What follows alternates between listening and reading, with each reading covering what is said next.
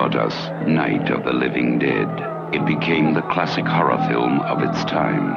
Now, George Romero brings us the most intensely shocking motion picture experience for all times. Dawn of the Dead. Dawn of the Dead contains scenes of violence that may be considered shocking. No one under 17 will be admitted. Around the monitor consoles, the commotion has been made even more frantic by an angered Dan Givens, obviously one of the station managers. Givens. What the hell's going on? Who killed those supers? No one has any authority to do that. Givens spots Fran as she moves into the room. Givens. Garrett, who told you to kill those supers? Fran. Nobody, I killed them. They're out of date. You know you're on the air? What the hell's going on? Givens. I want those supers on the air all the time. Fran. Are you willing to murder people by sending them out to stations that have closed down? Givens. Without those rescue situations on screen, every minute people won't watch us. They'll tune out. Fran stares at the red-faced man in disbelief.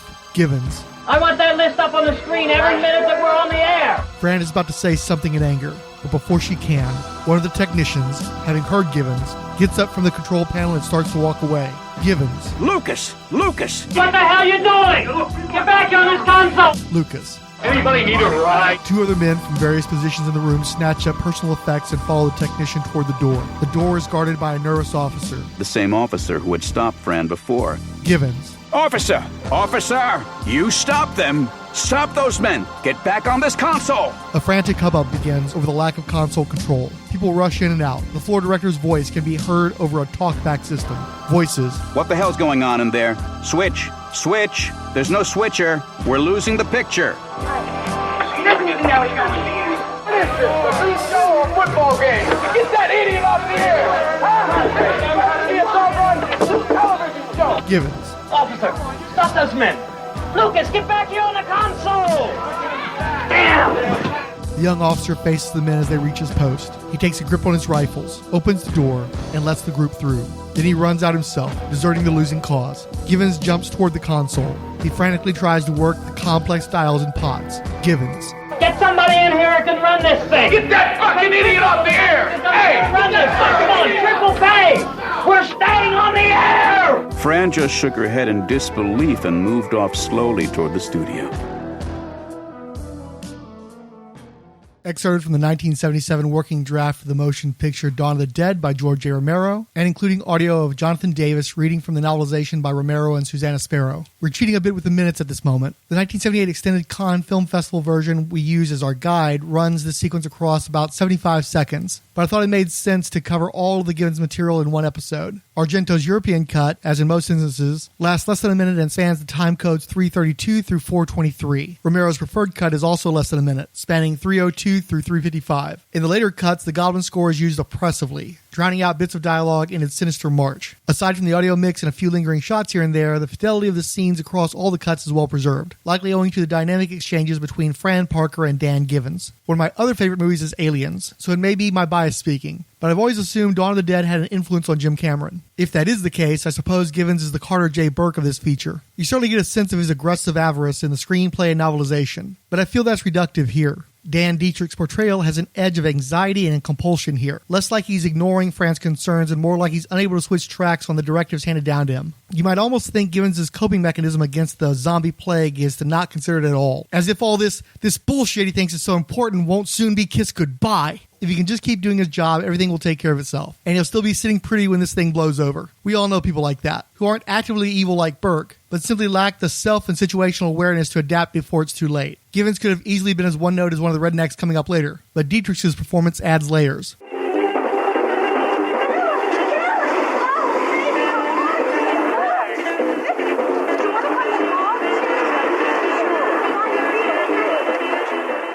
Welcome to the commentary for Dawn of the Dead. Ken Forey. Hi, this is David Emge. This is Scott Reiniger. Galen Russ. Oh, my Dan God. Dietrich. Dan Dietrich, who's no longer with us. Oh, really? But yeah. He's no Is he longer gone? Yes, Yeah, he he's is. gone. That's He too passed bad. Dan Dietrich, yeah.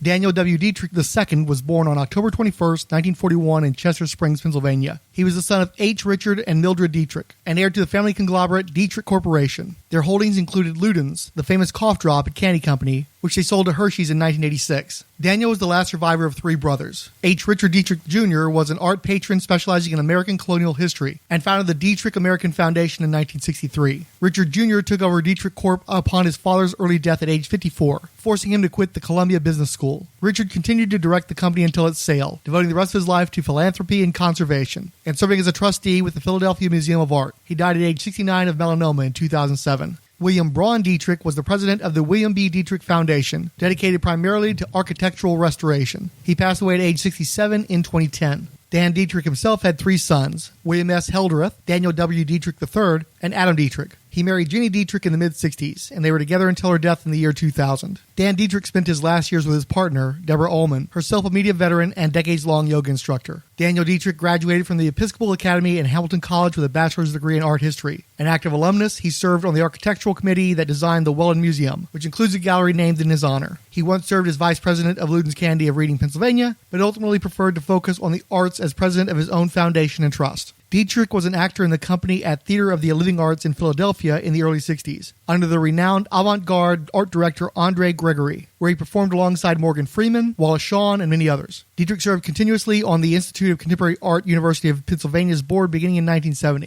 In 1973, Dietrich was briefly featured in the film Fleshpot on 42nd Street. IMDb summarizes it succinctly as, a street whore desperately seeks love and acceptance against the backdrop of the criminal element of early 1970s Times Square. The movie starred the infamous adult cinema actors Laura Cannon and Harry Reams, who also appeared together in the notorious simulated snuff porno film Forced Entry the same year. The uncensored version of Fleshpot saw the pair having graphic sex, but a softcore version is more commonly available under the title The Girls of 42nd Street and can be streamed for free on the Internet Archive. Cannon plays Dusty Cole, a small-time hustler who spent several months trading sex for room and board in a quasi-relationship with an older man. Unfortunately, her roommate didn't see it that way, insisting that she get a job and clean house. Incensed, Dusty steals everything she can find in his hovel of any value and sells it to a shady pawnbroker. When that doesn't yield much, she agrees to a backroom proposition with the dealer, only to rob him as well. Exiting, she runs into her old friend Cherry Lane, a trans prostitute played by Neil Flanagan. Cherry agrees to take on Dusty as a roommate, and even shares one of her regulars, neglecting to mention that John is into rough trade. Later, Dusty stumbles upon another old friend, Billy, and they go out to a bar together. Hey, Mac, bring some drinks.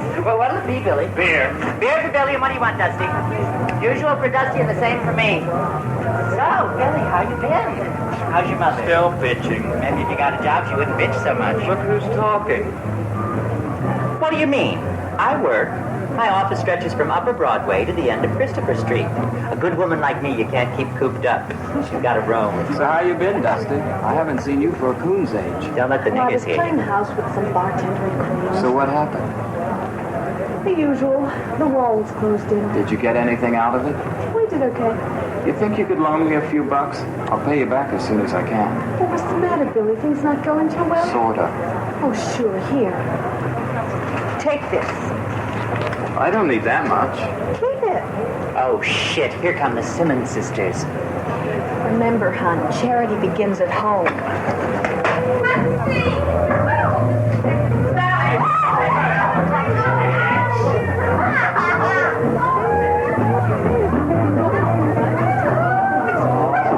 I'll bet you didn't know that Lane Bryant's made Minnie. Look, I'm warning you, Cherry. Don't start up with me. I had a hard day. And a hard night from the looks of it. I'm warning you. You didn't tell me where you were for the last few months. Where were you? I was playing house with some guy in Queens. Well, there's such a thing as a subway, you know. You could have used it, you know. Susie uses it all the time.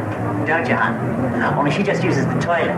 If you ever want to find her, just go to the 14th Street IRT toilet. She's the second one from the door. We'll get a fistful of knuckles. Hey, you two. Every time you two get together, you start to fight. Well, you're going to do that. You go out on the street. How are you, Billy? How's your mother? Still bitching. Hey, that was some number I saw you with last night. I sure could have gone for him. If on with you, he would have been the goner. One plunge on you and timber. What time is it? Why? I got a date at 7. About 7:15. Oh, shit, I gotta run. Let me know when you're through with him. I can always use a new number. Word to say about anyone. Yeah, you'd think some people would learn from him, wouldn't you? You keep hearing voices. Yeah, sort of like a sick cat. After her multiple larcenous displays, Dusty's enthusiastic financial aid to Billy demonstrates a softer side of the character. In fact, as the movie continues, she performs multiple selfless acts for Billy and the catty Cherry, who herself has an anguished scene after being violently rejected by a trick. Cherry recounts her perilous transition from drag to living as an aging trans woman, scraping by on the few takers for her services. While humanizing, the revelation also sets Dusty up to agree to an unwanted gangbang involving the brutal John. Worse, Dusty's sacrifice is later shown to be less than fully appreciated by Cherry, as demonstrated in Dietrich's other scene in the flick. $150, that's a lot of bread. I didn't know she liked gangbang. A girl could get cancer that way. I don't think you ought to talk about Dusty like that. What she does is her business. You don't hear us talking about what we do all the time. I didn't ask you to listen, did I? The whole bar can hear you. Oh, why don't you go tell your mother she wants you? Dusty's been very good to you, Cherry. Dusty's been a friend to you.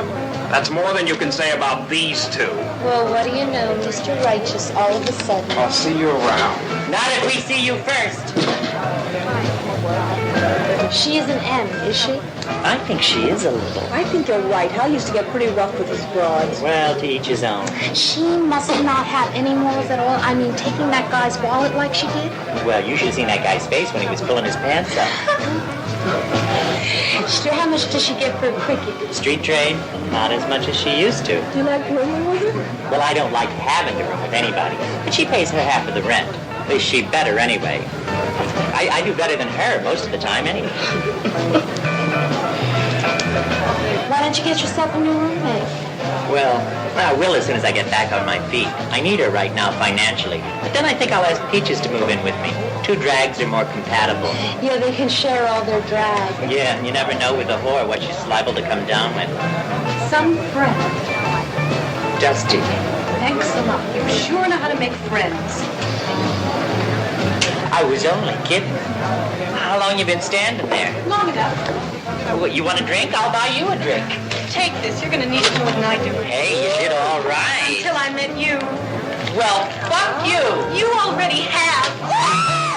Fleshpot was directed by the misanthropic slum auteur Andy Milligan, whose movies tended to focus on society's unwanted. While certainly acting in the more broad method of old Hollywood, the cast turns in surprisingly affecting performances. I have to single out Harry Reams as Bob, a would-be life-changing suitor of Dusty's, who comes across as so sweet and accepting for a guy usually associated with extra cheesy comedic porn roles in flicks like Deep Throat. I wouldn't go so far as to recommend Fleshpot, especially with its ridiculously bleak ending, but it was much better than I would have expected from this type of exploitation cinema. Also in 1973, Dietrich was the titular ghoul in Malatesta's Carnival of Blood. Step right in, ladies and gentlemen. Step right in. No, don't be afraid to bring the children. We have special treats for children. Just 5 tickets to see the world's only living 2-headed giraffe. He won't be alive much longer. Or see the Siamese twins wiggle and swim in their big blue bottle. Don't be afraid. They can't get out. See Gilda, the bearded giantess, waltz with Bobo the dwarf. Or simply try your luck at. Try your luck at. Try your luck at. Try your luck at. Try your luck. Try your luck. Try your luck.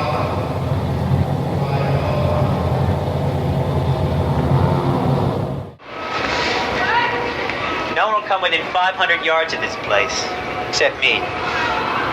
Some kids were killed here, or at least that's the story we're all weaned on. Another duck bites the dust. What do you want? What everybody wants. Money. Affection. But what I want is different from what I got. Totally dead. A total wreck. But I think I finally got it in working shape. You want to come over and try it out? You work for Mr. Blood. My name is Kit. I flunked out of school and, providing I work like hell, Mr. Blood has given me the dubious distinction of running that questionable wreck they call the Tunnel of Love. What's your name? Why? I thought it was part of the game. Vina Norris. My parents let me stay at home. I I guess they're afraid to have me stay out here. We've got some visitors. Not to be confused with 1970s non-possessive Carnival of Blood, Malatesta's variety is like if Don Coscarelli directed a remake of Carnival of Souls, co-written by David Lynch and produced by Herschel Gordon Lewis, but the worst version of all that. The acting is atrocious, it's plotting and amateurish, with some junior high level set dressings and effects. That kind of makes sense, as it was apparently directed by a junior high school teacher and only played in a few Texas drive-ins, which I take a curious pride in. It was buried for 30 years until a student in the director's cast pestered him to finally see it, since it never played in PA. He managed to get Zoetrope Studios to remaster it, and resultant viewings deemed it worthy of championing by psychotropic cinephiles. See, the production does have after-hours access to a working, if decaying, amusement park due for demolition, the inspiration for making the film in the first place. If you like videos about abandoned structures like malls, this is something for you, and it looks pretty neat. The movie is also firmly committed to a dream logic presentation that keeps you on your toes. They hang a Volkswagen Bug upside down and pat it out to make it into a womb mouth thing, and Hervé Villechaize from Fantasy Island turns up a few times, including once to poke a girl hard in the tit with a stick. No, I don't know why. This thing barely makes a lick of sense, and probably as a result it's a lot more interesting than a more plot-heavy and run-of-the-mill slasher/zombie movie. I mean, seriously, it plays like a slasher movie, but there are also what appears to be flesh-eating zombies in this thing. But they're also like classic Lugosi Haitian zombies under the sway of an evil master. That would appear to be a guy named Blood, who actually runs the carnival and drops an awful lot of passive aggression. But he ultimately answers to Dietrich's Malatesta, who's barely in the movie. He just throws out a few commands and slinks around in a Dracula suit. There is, no lie, a sublime shot of him riding a flying carousel following a mass murderer. You know, the zombies here have the same gray-blue skin complexion problem as the ones in Dawn, so it's maybe too bad Savini didn't see this one first. Anyway, again, no glowing recommendations, but if you do some shrooms and stream it for free, it might be worth your while. Vina, have you started dinner yet? Yes, Mom. Vina? Yes, Mother, I started dinner. Why don't you stay for dinner, Mr. Blood? Thank you, ma'am. Thank you very much for your generous hospitality. But I prefer to take my meals at home. Doctor's orders. How about a beer then? Thanks again, but no thanks. I'm on a very strict diet. Oh, I don't believe it. You look pretty healthy to me, Mr. Blood. Discipline, Mrs. Norris. My metabolism is most unusual. 5 years ago, the doctor gave me 6 months. Strict regimen. I feel every moment as a triumph over death. Who's in there? My parents. Shh. I can't talk now. Can I meet you later? Okay, the Ghoul's Eye. Listen, something bad's happened. Something to the Davises. Look here, what did I tell you? Carnival's a great place for young people. Your daughter's made friends already. Hello, kid. Through for the day? It's a shy one, isn't he? See you tomorrow, Norris. We'll get you settled in. Lucky's here, Frank. I know it. And something awful's happened to him. If he's here, we'll find him. I don't like that, Mr. Blood. We should leave, Frank. We should get out of here tonight. This place, it's evil. I can feel it. And if something's happened to him, then I'll have my revenge.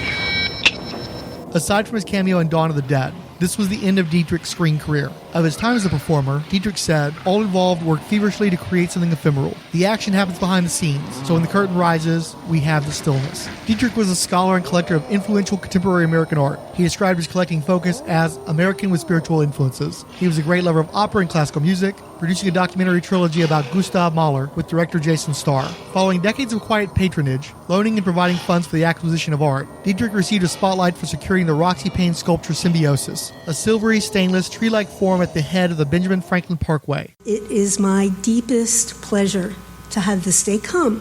Last June, as we celebrated the installation of Symbiosis, which most of you know was on loan for a year, courtesy of the artist and Marion Boesky Gowery, we installed it with the cooperation of Philadelphia's Department of Parks and Recreation. And at that time, I observed that the sculpture nestled between Fremier's gilded Joan of Arc and de Souvreau's very different, robust Iroquois just seemed so right.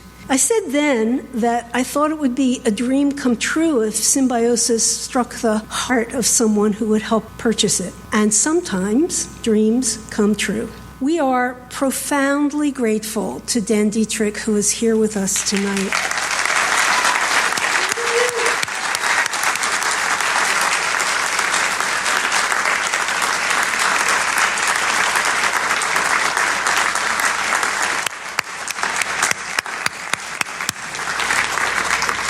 Dan, this generous gift to the APA and by extension to the public, the city, our visitors, is such a major gift. Thank you so much.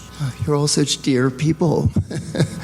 I'm very happy to help assist in making this piece of sculpture come to Philadelphia. It operates in such a different way than some sculpture that is proud and heroic and stands out in the sun and commemorates people and maybe speaks of issues of hope. What we have here, and it astonished me when I first saw it next to the De Souvero, is an enigma. It sends you back into yourself. It has a hushed voice. You have a tree form that's fallen into another tree, a smaller tree, a sapling. It has died. It cannot regenerate. And the tree that it has fallen into is clearly more than likely going to die as well. And yet, in the midst of this looping, this symbiosis in a way, an arch is created through the middle. The arch itself as a form is almost taking what is in nature and leaving us back in the ruins something architectural. Arches have always been known as points of triumph or great battles won, and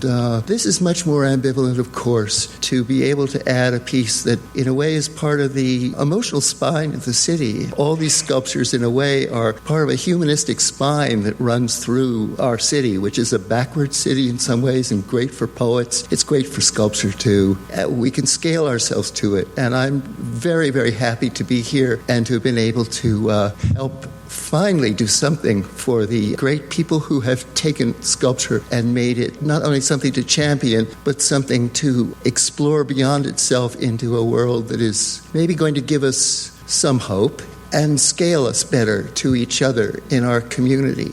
In 2014, Dietrich was named an Institute of Contemporary Art Director Emeritus and offered a $10 million endowment to the University of Pennsylvania's Institute of Contemporary Art under the museum directorship currently held by Amy Sadeo. He asked that name the ICA endowment the Inchworm Fund, following an Albert P. Ryder quote, "Have you ever seen an inchworm crawl up a leaf or twig, and there clinging to the very end, revolves in the air, feeling for something to reach? That's like me. I am trying to find something out there beyond the place on which I have a footing." A self-effacing philanthropist who valued quiet exploration as much as artistic adventure, Daniel Dietrich died age 73 on September 1st, 2015.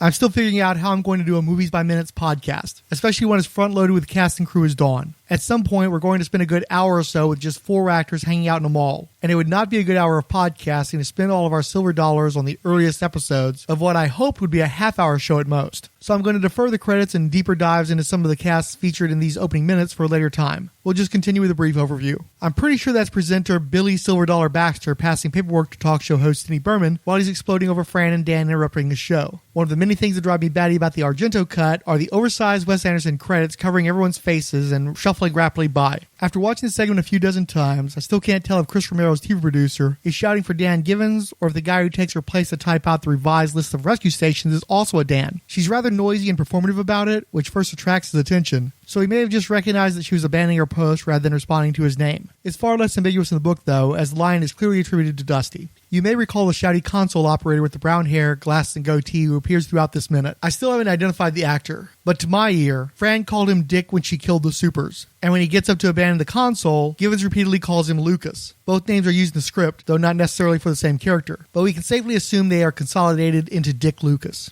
Not to play any stereotypes, but in the Italian edit, the camera lingers on the ladies in the control booth. Liz Augustine gets an alternate take with several seconds more screen time and an extra line. It appears she's taking up Lucas on his offer for a ride. Finally, there's a Norelco television camera visible, which indicates WGON-TV may have been a CBS affiliate. Norelco marketed professional video cameras in the 60s and 70s, with CBS being a major purchaser. This included the PC-60, a pioneering color camera that served as the industry standard for a time. So much so, NBC used them, despite owning RCA and producing a competing camera. Speaking of cameras, I still can't not see the one with a piece of paper adhered on it, emblazoned with an obviously makeshift WGON written in stencil. The other camera with the colored WGON TV logo turned out so much nicer.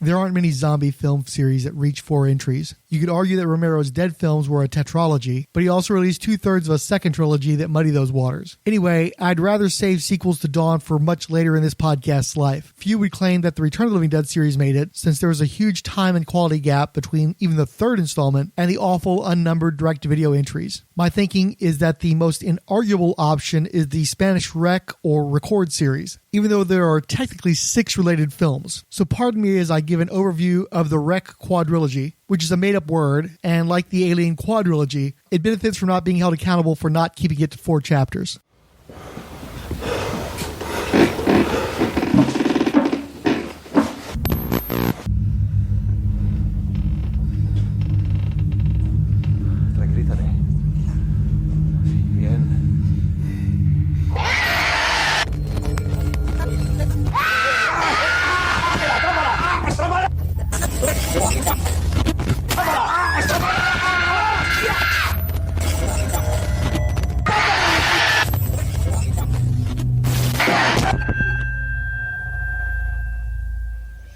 So record, typically stylized as a red dot preceded by an REC to indicate the icon you see when you record video. Released in 2007, Rec is 28 days earlier in an isolated building as the first rage zombies attack. The better modern zombie movies have 2 things in common: fast monsters and exhilarating first quarters. The Dawn of the Dead remake offered its opening 10 minutes online, making it one of the most badass trailers of all time, because who didn't crave more after that? Of course, the movie couldn't sustain that momentum, and most of the characters, once properly introduced, proved rather unlikable. Regardless, it was still good stuff, and sustained the heat zombies had picked up a few years prior. Rec, on the other hand, is like extending that prologue to full length, though not necessarily standard feature length, coming in at just over 1.25 hours. It's about a television crew working on a puff piece about firefighters before finding themselves trapped in an apartment building with a deeply unhealthy element. After a deliberate build, mayhem erupts that runs through the end of the picture. The cast is made up of unknowns, at least on this side of the Atlantic, who speak in brief bursts of dialogue, and you really don't get to know anyone. There's a cute, toothy reporter that's a bit more polished than the rest, and though clearly ambitious and somewhat opportunistic, she never beats the audience over the head with her character flaws. The true point of view character is the cameraman Pablo, through whose lens the viewer sees the proceedings, essentially turning the film into a virtual experience. That makes for a harrowing trip, as finding oneself in the path of mindless humans moving with the speed and ferocity of the Rage Carriers in 28 Days Later will twist your panties up tight. It's typically a backhanded compliment to refer to a film in thrill ride terms, but in the most glowing sense, Record is just that. When the Blair Witch Project was being ridiculously overhyped, this was the movie everyone was expecting to see. Rec is easily one of the finest straight horror movies of the past few decades, and will likely earn a place on many all-time greatest lists. See it in the dark with someone you trust. For DVD extras, there's only Rec, Making Up, a fast-paced documentary running a bit under 19 minutes. It gives you all the information you need about the production, from actors not knowing what they were in store for due to having scripts withheld until the start of each chronological shot day, to real-time takes lasting 20 minutes and from the ground to the roof. It's all killer, no filler.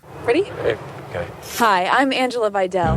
We're in Los Angeles, traveling along with the fire department. That's not so bad.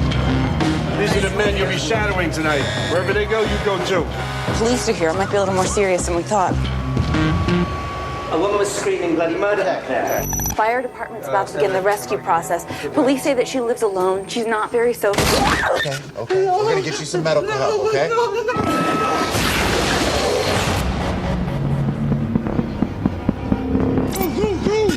Yeah, buddy, come on. Tape everything. You hear me? Tape everything. Sit down. Mary, have a Officer down. I need an ambulance immediately. Do not try to leave the building. This will all be over shortly. Why are they isolated? I don't know more than you do right now, okay? We were told that tenants inside need medical aid. Chief! Everyone's been evacuated. Everyone's completely safe. Why would he say that? I can't get through to my husband and my daughter has a fever. Oh my God! We gotta get out of here. We're filming this! People are gonna see what you're doing to us! Can we go out? They're not gonna let us out of here alive, are they? No matter what happens, just keep moving. My daughter has a fever. I think I know what this is. We need to talk to her. Whose apartment is this? Oh my God. You have no idea how bad this thing is. The man who lives here. Let me get out of here! Go back!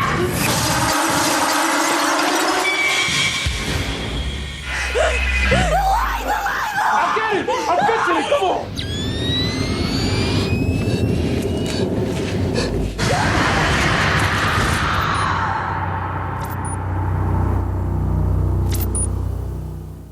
Set in Barcelona, Rec was released in Spain in late November of 2007. Hollywood already had an English-language remake out in early October, less than a year later. With no time to do a more creative adaptation, Quarantine just goes the Gus Van Sant route of a tedious shot-by-shot remake. Rec's directors were not Alfred Hitchcock, so their appeal was in their excitement to make a movie that thrilled on spontaneity and nervous energy. You get neither from a paint-by-numbers reproduction. Another major obstacle to immersion is the poor choice to cast almost nothing but familiar faces in the remake. It's hard to believe Dexter's foster sister, reboot Thomas Magnum, that dude from Scandal, that other dude from Ally McBeal, that other dude from The Practice, and Callisto from X-Men are in mortal danger. I suppose Rec completists, if there's such a thing, may appreciate the extended sequences with American characters and a change to the nature of the affliction. I'll also give the filmmakers points for a racially diverse cast. Quarantine isn't interesting enough to be bad, just more obviously staged and entirely less necessary than the original film. It basically exists solely for people who absolutely refuse to read subtitles.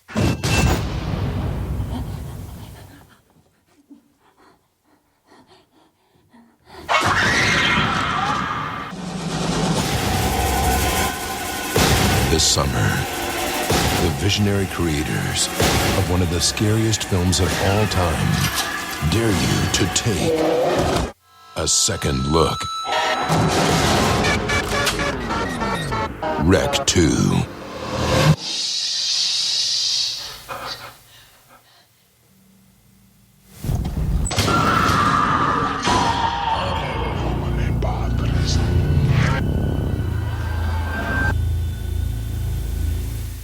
Again, like the Blair Witch Project, Rec was a single-camera movie in which the lens served as a proxy for the viewer's virtual involvement in the proceedings. Rec traded on the sense of the film being recorded live in a reality too near to our own for comfort. Like the Blair Witch Project 2, Book of Shadows, Record 2, stylized as Rec Squared, is a glossy Hollywood sequel that chucks everything that worked about the first film out the window so that the filmmakers could prove that they were capable of hacking out the usual bullshit. Instead of a low-res, real-time environment, Rec 2 is your basic multiplayer first-person shooter with shifting vantage points, flashbacks, and techno-tomfoolery.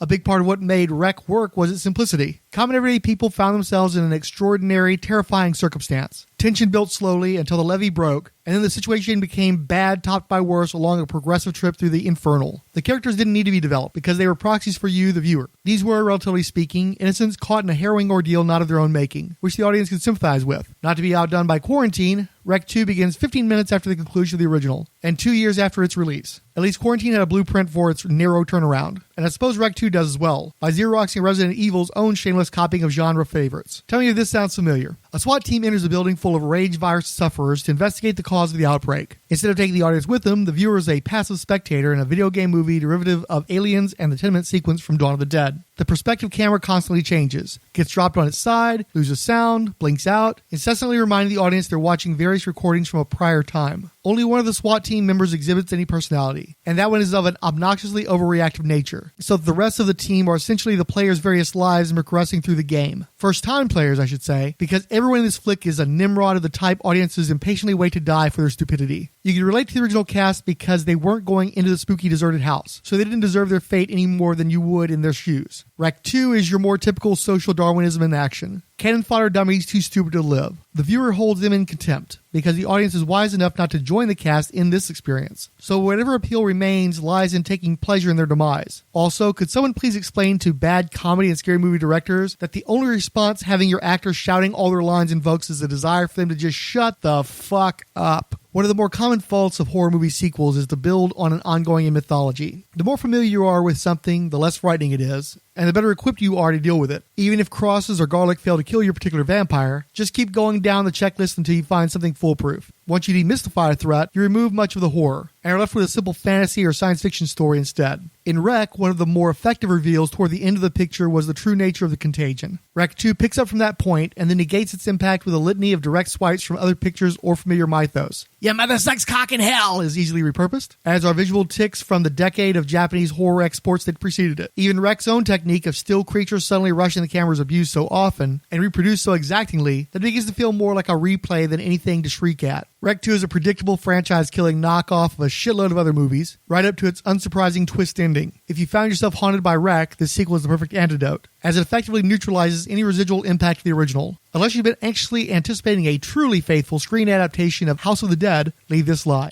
Mobile Command, this is Recon 1. We're going in. Mobile, we have multiple confirmed dead.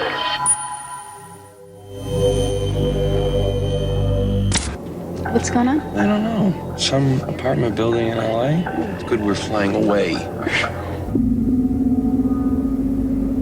Sir? Sir? Sir, you're gonna have to stay still, okay?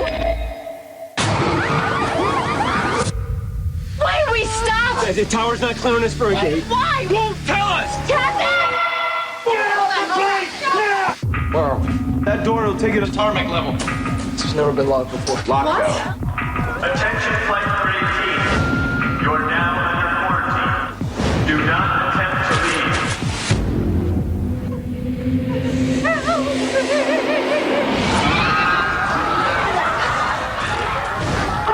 We need your help. Listen, our orders are to keep you alive and contained. They're never gonna let us out of here now. He's infected!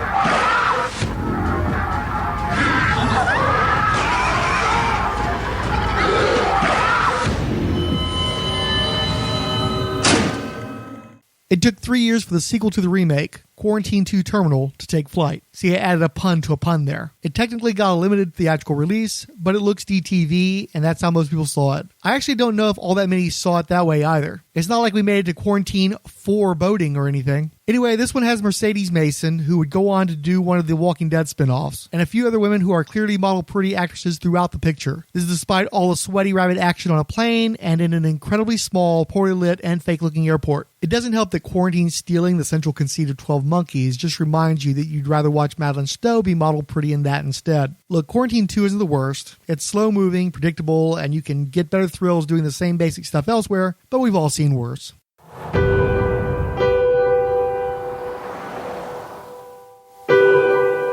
Dearly beloved, we are gathered here today to bear witness to this holy matrimony, to celebrate a love that is caring, accepting, and enduring of all things. For what God has joined together, let no man tear apart.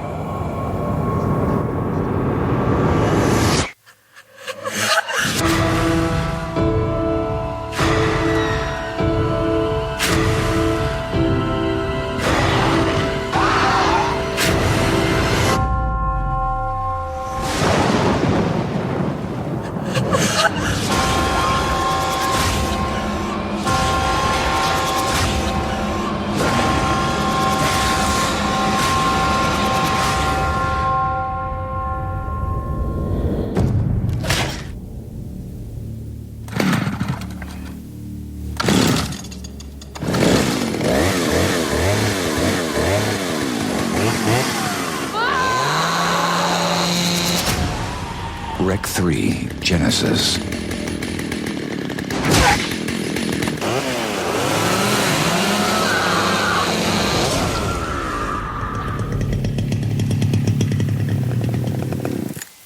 first two rec reviews, as with last episode's Return of the Living Dead 3, were cribbed from my moribund blog. I began drafting a review for Rec 3, Génesis, in the same year it was released, but lost interest before I finished and never published it. That's your short-form review right there. Being a zombie franchise, both literally and figuratively, hopes for the demise of Rec after one lousy sequel were premature by half. While the American side was done in 2011, the third Rec was out a year later with a fourth and planned final installment already in the works. The co-writers and co-directors of the first two films decided to split up for the last two, and I suppose you could say Paco Plaza was the more bold of the two. It may not be very well regarded in today's tech-savvy world, but there's something to be said for planned obsolescence. For instance, decades of Hollywood movies were single-serving features made to be seen in one sitting for a limited time before disappearing from circulation, at least until television. Serialized programming eventually changed how we engage with our entertainment, hence sequels. In the early days, sequels were believed to be governed by the laws of diminishing returns in terms of profitability, so less money and effort were thrown at each sequel until the golden goose shit its guts out completely. Planet of the Apes was a prime example of that, with each chapter assumed to be the last while in production, and requiring ever-increasing innovation and risk to work within the shrinking budgetary constraints. By killing everyone and blowing up the ape planet in the second film, the series birthed another quirky convention of sequelitis that continues to this day, third movie jinx. Epic storylines avoid the problem by essentially being one big movie broken into a trilogy, functioning as a three-act play writ large. All the major concluding action is left for the final act, and all the engrossing setup is in the first, so the second movie is often the sagging, vulnerable belly of a series. It's still a major problem with movies created to be finite, though, as an unplanned sequel is like an unplanned pregnancy. The issue is especially problematic with horror movies, which have always tended to have rather final finales. A lot of second horror movies get by either recycling the first film or answering the lingering questions. Why was Michael Myers so fixated on Laurie Strode? How did things go awry with Skynet? Where did the Cenobites come from? Once asked and answered, what's left for the third movie? A Terminator undoes another Terminator's undoing of a future their existences are contingent upon to time travel in the first place? 3 apes escape to present-day Earth? Pinhead starts quipping like Freddy Krueger while creating a CD Cenobite to chase after Jadzia Dax? Michael Myers rendered a brief fictional element in a more fantastical movie taking place within a new story about druids trying to murder children on Halloween with the help of circuitry and Stonehenge? Even where accidental movies aren't bad, they're often very odd. This leads us to Rec Cubed. Rec was one of the most effectively terrifying movies I've ever seen. Rec 2 was a hugely disappointing pre-sequel that colored in the margins of the first flick with pale shades of Cameron's Aliens. Rec 3 Genesis involves the same monsters as the first films, but despite the title, doesn't show the beginnings of the quasi-zombie outbreak. In fact, there's really no clear indication whether it takes place before,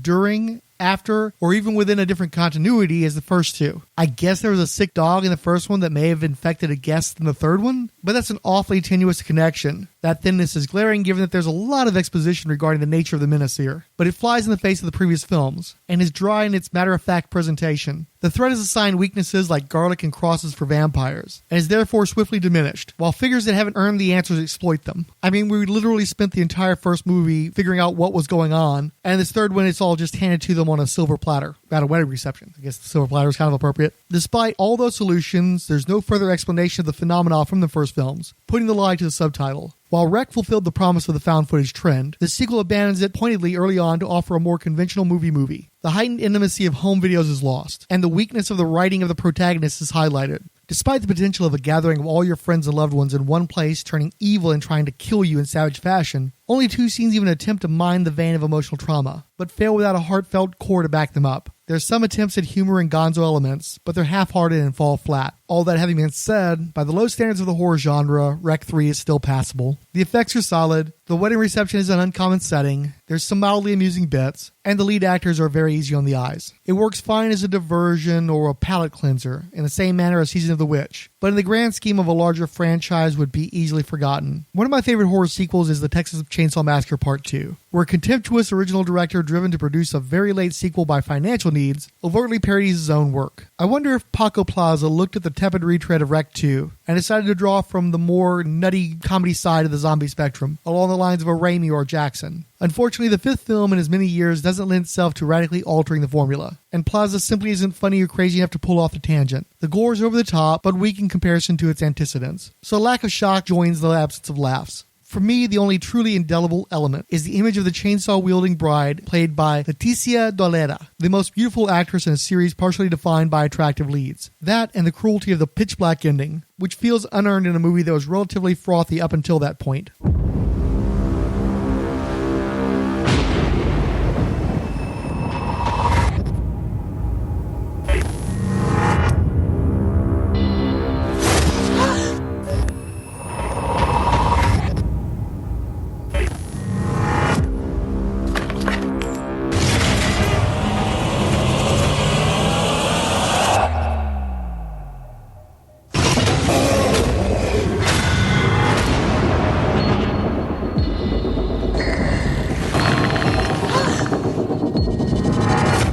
Yoda.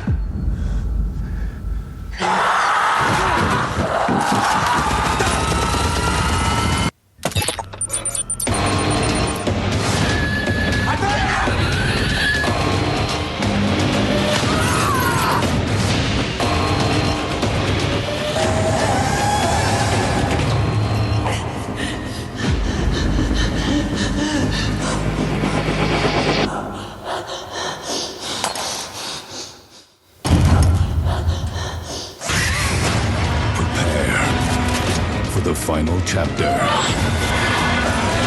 of the epic horror franchise.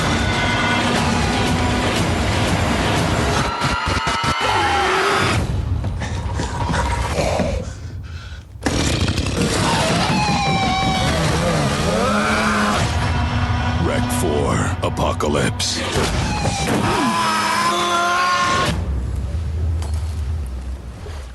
I remember being excited for Rec 3, which had a swell trailer and looked novel enough to maybe partially return to the glories of the original. Not sure if it was a fool me once or fool me twice, but my lesson was learned by 2014's Rec 4 Apocalypse. I mean, just mathematically speaking, Rec to the Fourth Power was 10 years late to the Apocalypse subtitle that Resident Evil had already misapplied to its first sequel. Settle down, folks, the world still stands at the end of both movies. Perhaps because I never finished my Genesis print review, I didn't even start an Apocalypse one. But I think it speaks just as much to the relative lack of quality that I wasn't particularly interested in sorting that matter out. Like two of the Resident Evil movies, this one takes place on a large tanker boat, but it's like all of this one. So it's the Speed 2 of zombie movies, except I don't think there's many knots per hour traveled. It's fairly adrift, actually. Where Paco Plaza got weird with the prequel, Jaume Balagueró goes quarantine by stripping out the more unique elements of the franchise for a paint-by-numbers, homicidal affection, and a confined area deal. One reason I never reviewed it before is that I only half-watched The Thing the first time. This one borrows the most from John Carpenter's The Thing, with Manuela Velasco returning as reporter Angela Vidal, having to prove to skeptical scientists that she's not infected, while trying to determine who is through makeshift experiments. It doesn't matter much, though. Since rat and monkey stolen from Braindead Island initiated a fast-acting outbreak among the ship's crew, so we're predictably down to chopping up zombies with an outboard motor by the end. Despite the enormous success of Rec to the Root of 1, earning over 16 times its production budget, all the sequels were made for about $2 million each. I guess the CGI boat ate up enough euros that the wreck of L. Edmund Fitzgerald here looks cheaper and plays slower than even Quarantine 2. It's certainly less witty, and I'll remind you that they thought Terminal was a clever subtitle. It's been at least a decade since my first viewing of Rec, and it does seem to have a bit of a legacy.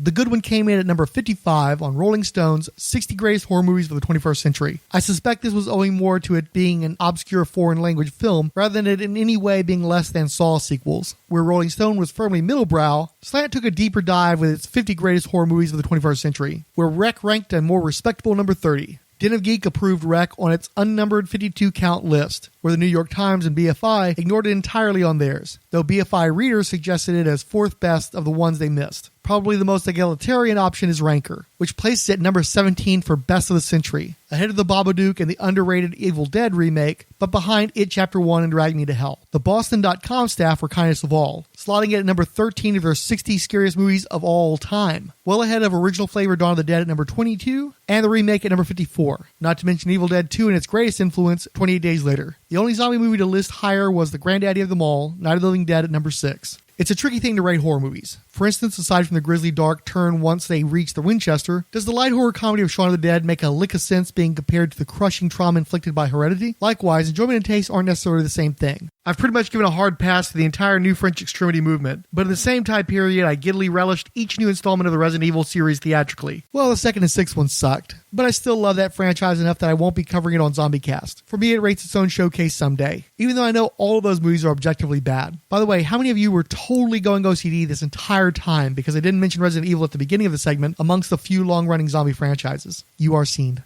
Anyway, what I can say about the various online rankings is that the first time watching Rec with my girlfriend, we were both climbing the bedroom walls, pulling our legs up to our chests, trying to keep out of reach of the zombies. Isn't that the exact reaction you hope for going into a horror movie? For me, Rec is a solid top 20 selection, at least of the current century, if not my entire experience. Hell, I watched 3 shit sequels and 2 inferior American versions chasing the rotting, carnivorous, foaming at the mouth dragon of the sensation offered by that initial viewing. Alongside Dawn of the Dead, the only Rec worth recording stacks up as one of the very best the zombie genre has to offer. We are down to the line, folks. We are down to the line. Another episode bites the dust. I did not mean to take 2.5 months. It just worked out that way. Folks who were waiting on this one include the 20th Century Geek podcast, Adriano, Ann Labs, Chris Thompson, CJ, who wrote, good to hear the ZombiCast in the lineup again. Good episode. Seems like you put a lot of work in this one. Hopefully you don't stop. Dirk Ashton, El Romero, Grave Rolls Podcast, Illegal Machine, who added, this is good shit, COVID-19 quarantine movie watch list. Into the Weird, Iowa's Joe Crawford, Just in Time with the J&T Baggers, Keith G. Baker, King Dinosaur, Cassinia, The List Game, who also promoted their Generation Z podcast about the politics of zombiedom, included a lot of children's characters zombified as well, Smurf, Cookie Monster, so forth. Thank Eeyore. So the Mess Hall podcast, Michael Robert, Randy Caldwell, who wrote, I was listening while driving through the countryside in fog as thick as clam chowder this morning. Zombies and fog are a nice combination. Richard Van Ingram added, however, zombies and clam chowder is foul. Clam chowder and zombies is probably futile. Caldwell replied, if you have seen the videos of how they make chicken McNuggets, you probably would never want to know about some of the secret ingredients in clam chowder. Odell Abner Dracula joined in. Look, I've been sprinkling zombie flakes in my chowder for 20 years and I am fine. Fit as a fiddle. Coughs in the elbow. Caldwell returned with, I stopped eating Jell-O years ago because of the zombie flakes. Van Ingram finished with, I used to work with a bunch of zombie flakes. Never again. Where were we? Oh yeah. Richard G. Ryan Daly was saying, Burns. Shocktopus. Shanna Banana. Talk Nerdy to Me podcast. Tim Mason. Trader Junkies podcast. World Worlds podcast. And Xenozoic Xenophiles podcast.